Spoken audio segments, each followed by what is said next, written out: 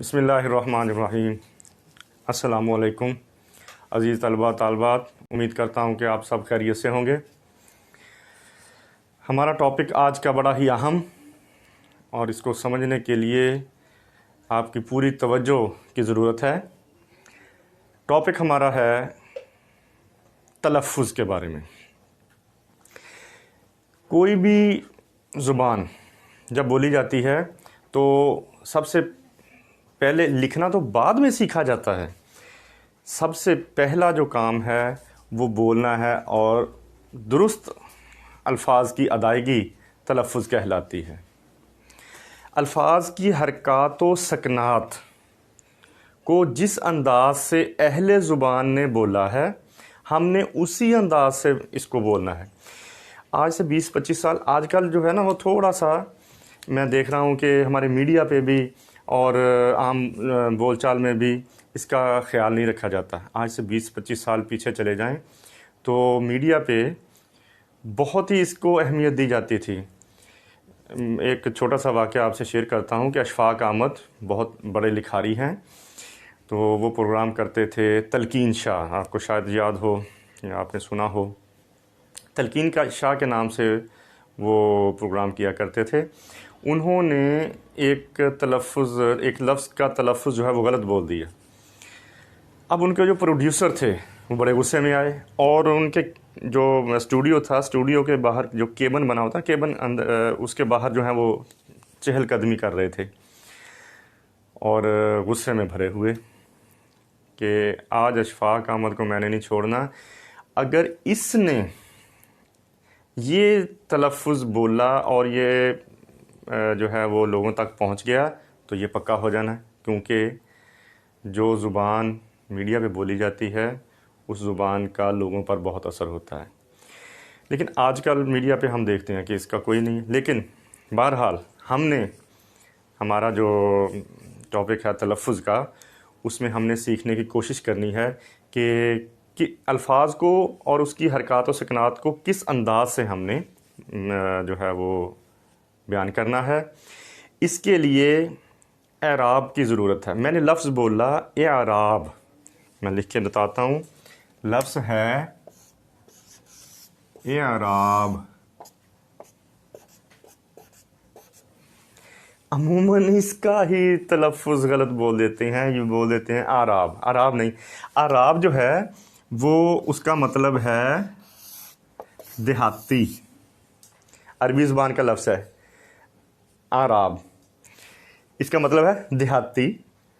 देहाती से मुराद देहात में रहने वाला नहीं है, वो है जिसको बद्दू कहते हैं, यानी जिसको अकल शऊर मत ना हो उसको कहते हैं आराबी। अरबी ज़ुबान ये है ये आराब। हुरूफ के ऊपर नीचे हरकत व सकनात वाज़े करने वाली जो अलामात हैं उनको कहते हैं ये आराब। तो शुरू करते हैं हमारा जो टॉपिक है तलफ़्फ़ुज़ के बारे में। सबसे पहले जो जिसके बारे में हमने समझना है वो है ज़बर। किसी भी हर्फ के ऊपर ये वाली अलामत, ये मैं बड़ा करके लिख देता हूँ, ये वाली अलामत, किसी भी हर्फ के ऊपर ये वाली अलामत ज़बर कहलाती है। और आधे अलिफ की आवाज़ में ये बोली जाती है। किसी भी हर्फ के, मसलन अलिफ के ऊपर आ गया, अलिफ के ऊपर ज़बर आ गई आ, बे के ऊपर आ गई बा, आधे हर ता सा। अच्छा, इससे पहले कुछ मैं थोड़ा सा मज़ीद बयान कर दूं कि हुरूफ की जो हरकत व सकनात हैं वो उसके मखारज को ये हमारे मुंह में 3 किस्म के मखारज हैं। नंबर 1 हल्की, कुछ जो हुरूफ हैं उनको हमने हलक से अदा करना है। हा, हमारे कारी साहब हुआ करते थे, अरबी पढ़ाते थे, वो गले में ऐसे उंगली इसके ऊपर रख के वो कहते थे बोलो अब हाफिज़। वो एक हमारे दोस्त हुआ करते थे, उसका नाम था हबीबुल्लाह, तो वो कहते थे रखो इधर हबीबुल्लाह। तो इस तरह यानी कुछ हुरूफ जो गले से, इसे कहते हैं हल्की। कुछ हैं ये मुंह के दरमियान से, जहाँ ज़ुबान की जड़ है, अंदर से ज़ुबान की जड़, उसे हम कहते हैं वस्ती। और कुछ हरूफ जो हैं वो ज़ुबान की नोक से अदा किए जाते हैं, उन्हें कहते हैं शफवी, सा से, जिसको हम कहते हैं सा। तो इनका भी हमने ख्याल रखना है। अच्छा जी, बात हो रही थी ज़बर की। किसी भी हर्फ के ऊपर ये वाली अलामत ज़बर कहलाती है, ये वाली अलामत ज़बर कहलाती है। इसी तरह अलामत वैसी ही है लेकिन किसी भी हर्फ के नीचे आएगी, उसे हम कहते हैं ज़ेर। ज़ेर का मतलब है पस्त, शिकस्त, नीचे। ज़बर का मतलब है ऊपर, ताकतवर। अच्छा जी, आदि ये की आवाज़ में हम ज़ेर को बोलेंगे, आदि ये की आवाज़ को ज़ेर बोल। फिर इसके बाद है जी पेश। किसी भी हर्फ के ऊपर ये वाली अलामत पेश कहलाती है। बड़ा करके लिख देता हूँ, ये देखें, ये आधे वाओ की आवाज़ को हमने पेश की आवाज़ में बोलना है। शद तशदीद से है, ज़ोर देने से है। किसी भी हर्फ के ऊपर ये वाली अलामत शद कहलाती है, और जिस हरफ के ऊपर शद आ जाए उस हरफ को हमने ज़ोर से बोलना है। मसलन मुसव्विर, मुसव्विर।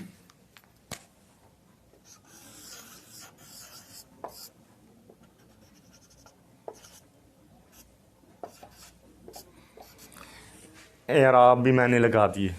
देखिए, मुसव्विर, वाव के ऊपर शद आ गई है, मुसव्विर। इसी तरह मुसद्दिस,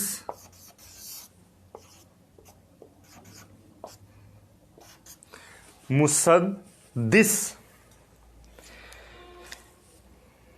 जिसके ऊपर आ जाए।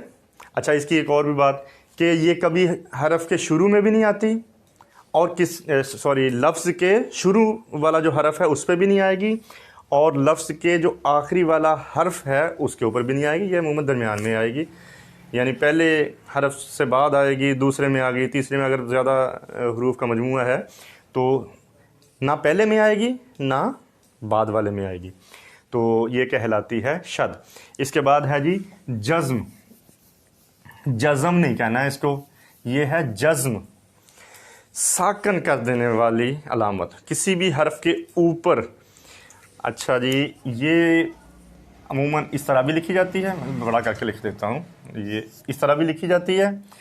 अच्छा, मैं अमूमन इसको इस तरह से लिखने का आदी हूँ। उसकी वजह है, बाज़ औक़ात चूँकि ये बारीक होती है, ये तो मैंने मोटी करके लिखी है ना, ये बारीक होती है, बाज़ औक़ात पढ़ने में पेश का गुमान हो जाता है। लिहाजा इसको अगर इस तरह लिख लिया जाए तो हमें वाज़ेह हो जाता है कि जी ये जो है वो जज़्म है। तो जिस हरफ के ऊपर ये वाली अलामत आ जाए उसे हम कहते हैं जज़्म। साकन कर देना, रोक देना, जज़्म कहलाता है। तो ये लफ्ज़ जज़्म जो है उसकी ज़े जो है वो भी, उसके ऊपर भी यही अलामत आएगी।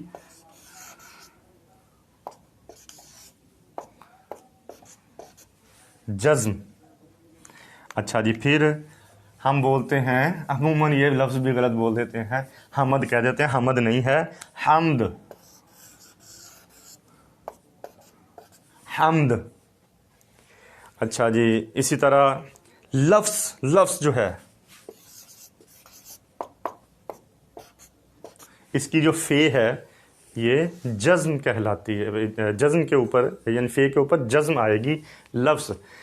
तो इसके बाद है जी फिर मद। अमूमन अलिफ के ऊपर आती है, अलिफ मद आ, अलिफ मद आ। अलिफ जो है वो ममदूदा कहलाता है, जिस अलिफ के ऊपर आ जाती है ना ये मद, वो अलिफ ममदूदा कहलाता है। उस अलिफ को हमने लंबा करके पढ़ना है, मतलब अलिफ मद आ, आम, इस तरह के अल्फाज। अच्छा जी, फिर है जी खड़ी ज़बर। जिस हरफ के ऊपर अलामत ये वाली इस तरह आ जाए, खड़ी ज़बर कहलाती है। उस हरफ को हमने जो है वो थोड़ा सा लंबा करके पढ़ना है। मसलन ईसा, मूसा, मुस्तफ़ा, ये अल्फाज जो हैं ये खड़ी ज़बर के साथ लिखे जाते हैं। ईसा, मूसा और मुस्तफ़ा, इस तरह के अल्फाज। फिर है जी खड़ी ज़ेर। जिस हरफ के नीचे अलामत यही है खड़ी ज़ेर की। ये मैं बड़ा करके लिख रहा हूँ ताकि कैमरा जो है वो आपको दिखा सके। अलामत वही जो खड़ी ज़बर वाली थी वो हरफ के ऊपर आएगी, ये हरफ के नीचे आएगी। बाइन ही,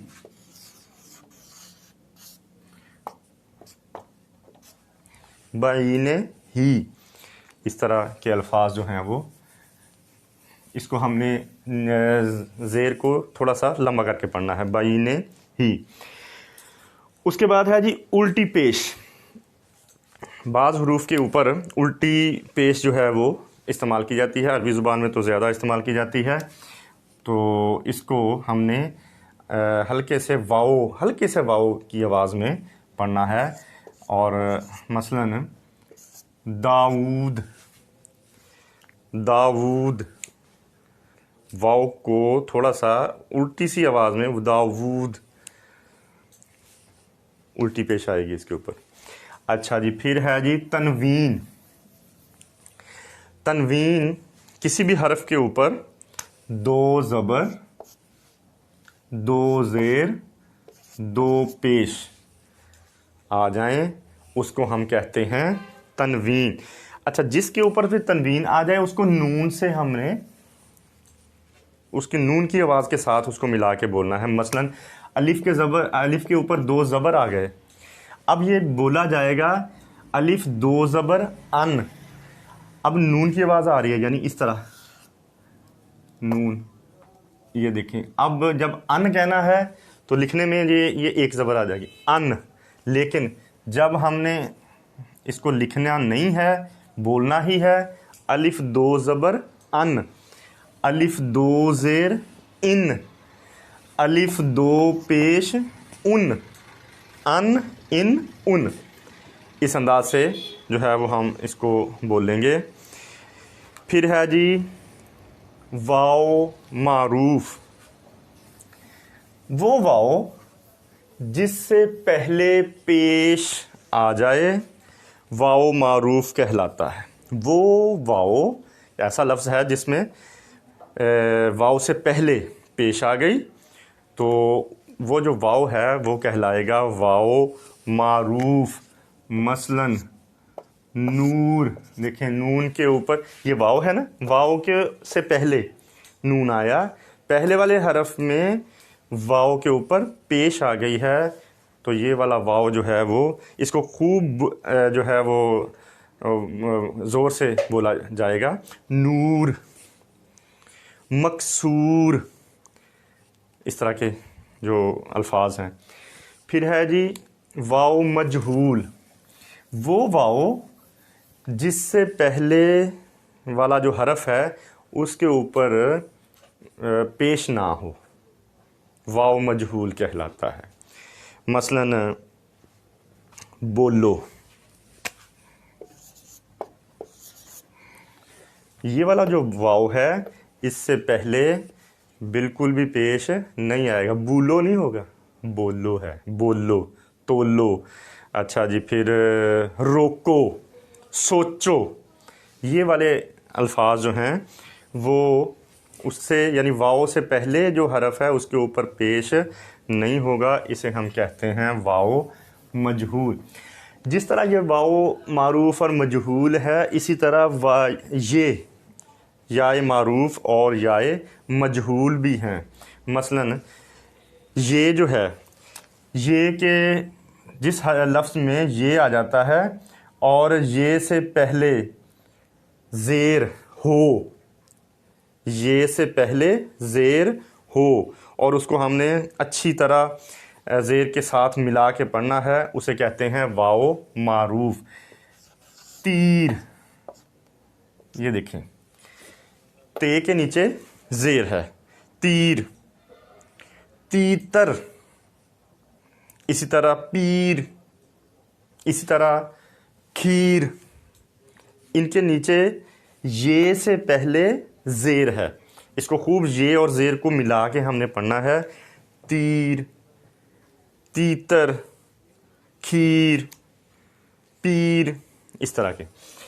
अच्छा, याए मजहूल, ये किसी भी लफ्ज़ में आ गई, उससे पहले ज़ेर ना हो, उसे कहते हैं याए मजहूल।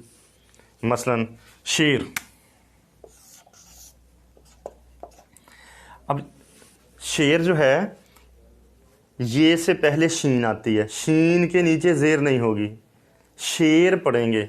अगर ज़ेर आएगी तो शीर होगा, शीर। हाँ, शीर भी लफ्ज़ है, शीर भी लफ्ज़ है, शीर ख्वार लिखने में इसी तरह आता है, लेकिन उसके नीचे ज़ेर। यहाँ लफ्ज़ जो हम डिस्कस कर रहे हैं वो है शेर। शेर के नीचे ज़ेर जो है वो ये से पहले शीन के नीचे ज़ेर नहीं आएगी।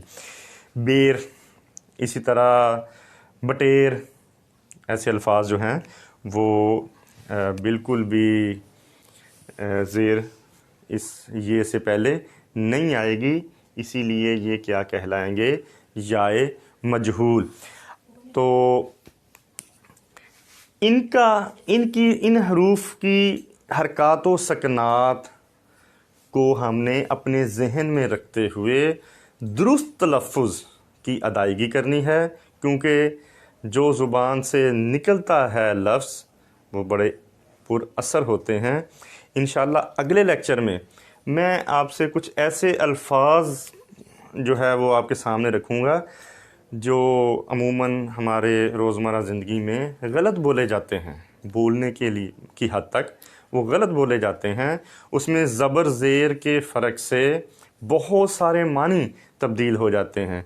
उम्मीद करता हूँ कि आज का जो लेक्चर है वो आपको पसंद भी आया होगा और तलफ़्फ़ुज़ के बारे में आपकी सूझबूझ में इजाफ़ा हुआ होगा।